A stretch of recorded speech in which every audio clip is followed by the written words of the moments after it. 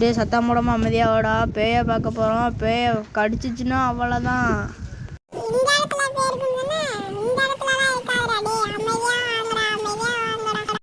கொஞ்ச நேரம் அமைதியாவா, ஏதோ சத்தம் கேட்குது இந்த இடத்துல. பீரோ சவுண்ட் என்னமோ உடையன் மாதிரி. அமைதியாவா.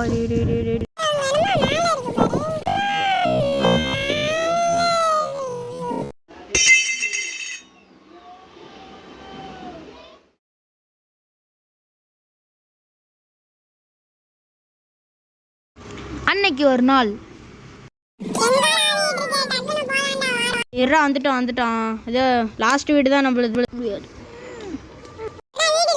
ஆமாம், 2500 கொடுக்குறோம்ல, இந்த வீட்டில் தான் தங்கணும். வா, பேகு வச்சுட்டு வீட்டுக்குள்ளே போய்ட்டு ட்ரெஸ்ஸை மாற்றிக்கலாம்.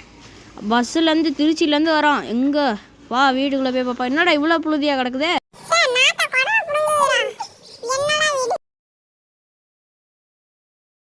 அன்னைக்கு ஒரு நாள் குடுகுடுப்புக்காரர் வந்து கொடுங்கடோய், சில்ற நல்லா இருக்கு.